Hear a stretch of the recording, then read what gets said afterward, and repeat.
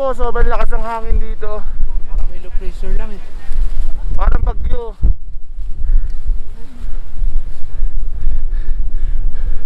Woo! Lakas mo pre.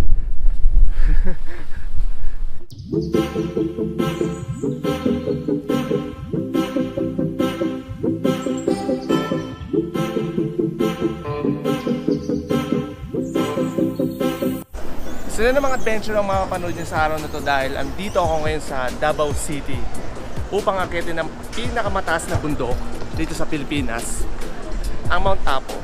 So, gaano nga ba kahirap akitin ang Mount Apo? Ang Mount Apo ay matatagpuan sa pagitan ng Davao City at ng Davao del Sur sa Region 6 at tinatayang nasa 10,311 feet above sea level. And itinuturing din itong pinakamataas na bundok dito sa Pilipinas. So, ito si Joseph Angelo. Samahan niyo ako muli sa aking paglalakbay dito sa Mount Apo.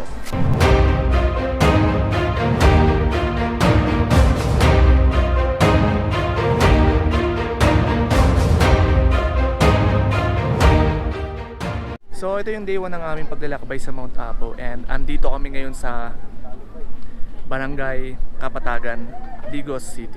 And as you can see, hindi masyadong maganda yung panahon. Sana sa aming paglalakbay hindi umulan kasi ito yung pinakamahirap sa lahat pag umulan. Actually, yung gamit ko walang mga plastic. So bahala na si Papa Lord. So, start na kami ngayon. Time check, alas 10 ng umaga. So, let's go.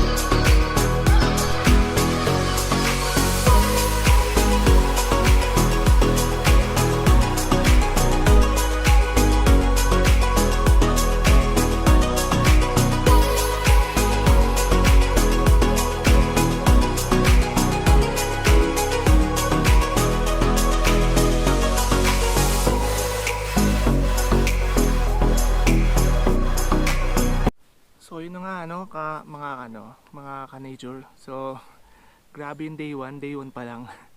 Isipin nyo, 8 hours na kagad yung trek. May day 2 pa kami.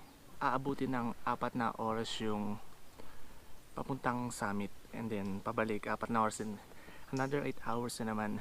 And may day 3 pa. Sa mga nagbabalak mag-apo dyan, kailangan nyo ng matinding ensayo, matinding practice, matinding exercise, determinasyon. Kasi ako talaga hindi ako naka-ready. Wala akong exercise, walang tamang diet. So talagang hirap na hirap ako. As you can see yung trail, sobrang maputik yung trail. Makita mo 5 hours sa Kapatagan, 5 hours sa lakaran. Sipin nyo pagod na kagad. And then meron 3 hours. Ayun yung sobrang sakit sa hita. Grabe, makikita nyo talaga. And yun, preparing na para sa dinner. And then lights out, pahinga. And then bukas, laban na naman. So, let's go.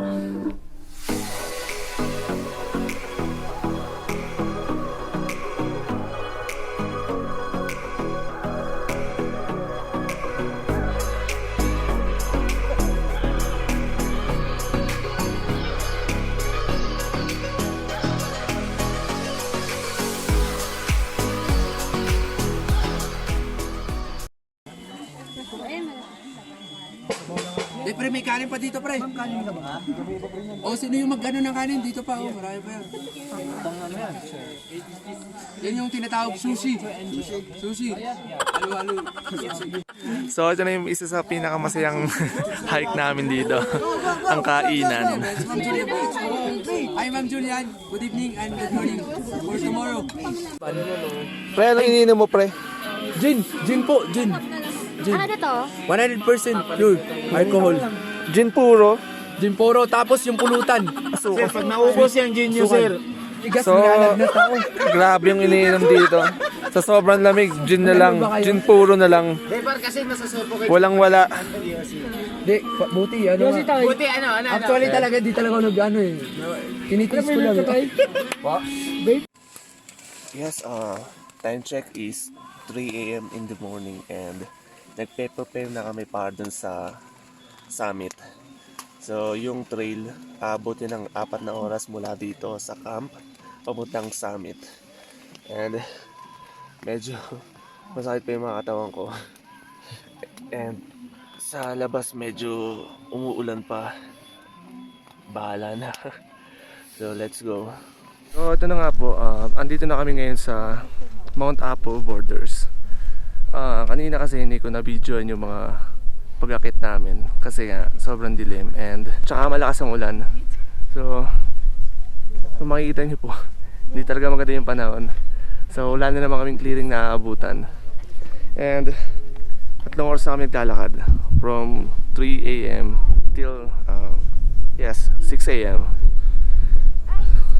Sobrang haba nung borders. Makikita nyo po, wala na.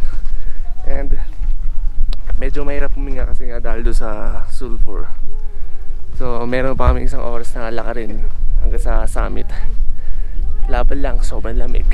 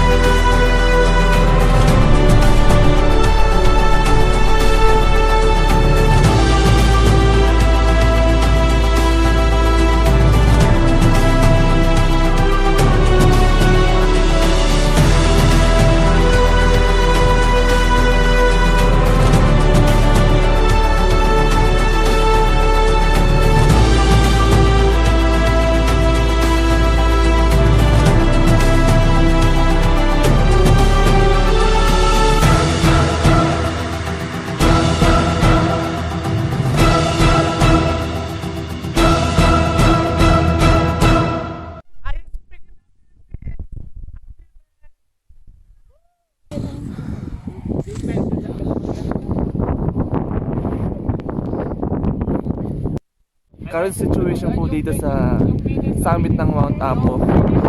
So parang bagyo, sobrang lakas ng hangin, lakas ng ulan, and kahit walang plane, sobrang thankful ko rin kasi natapos namin to, nakarating ko sa summit kami ng aking kagroup. So shoutout nga pala sa mga tropa ko dyan sa Bagong Bayan, kay Jay, kay sa mga ex-class ko ng college, Junel, nagpayam ng power bank sa akin. Salamat, you're the man. And Marv, Jake. So, akitin nyo to. Sobrang sulit, sobrang worth it yung pagod. 3 days. Okay, puro minor lang inaakyat. Mag-major kayo. Kasi yung sitwasyon ngayon dito sa summit ng Mount Apo. Sobrang lamig. And paubaba na ako. Hindi ko na kaya. Sa 4 na oras na paglalakad namin sa hike, andito na kami ngayon sa Peak 1. So napakaganda, walang clearing, malamig pa rin. And shoutout nga pala kay Kathleen Ernas. Salamat po sa pagsubaybay mo sa YouTube channel ko and sa pag-share. May chocolate ka sa akin pagdating ko. Yun lang.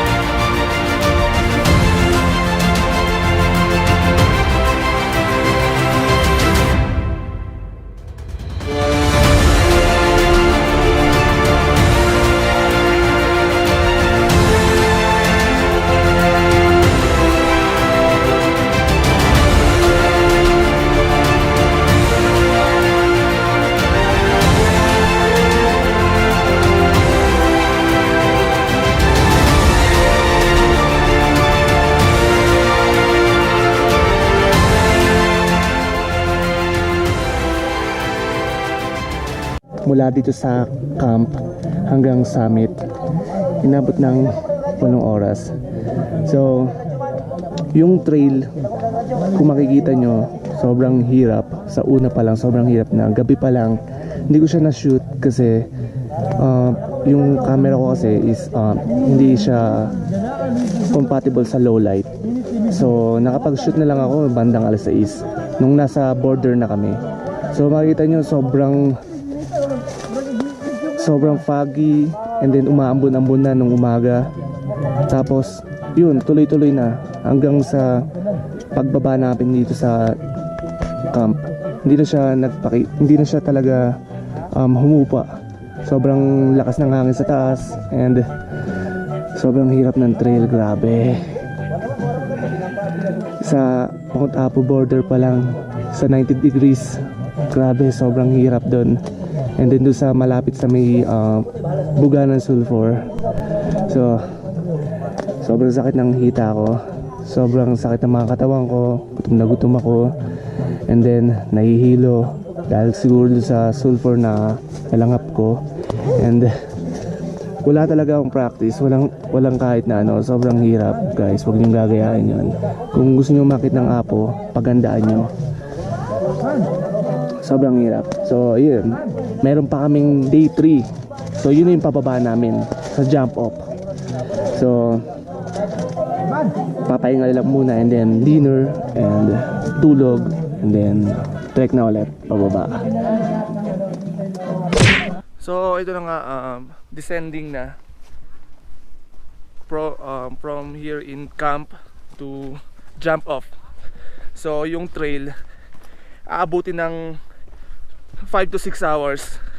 Yung dinaanan ko nung day 1, hindi yung dadaanan namin ng itong day 3. So backtrail kasi yung namin, yung adventure namin dito sa Mount Apo. So eto, let's go.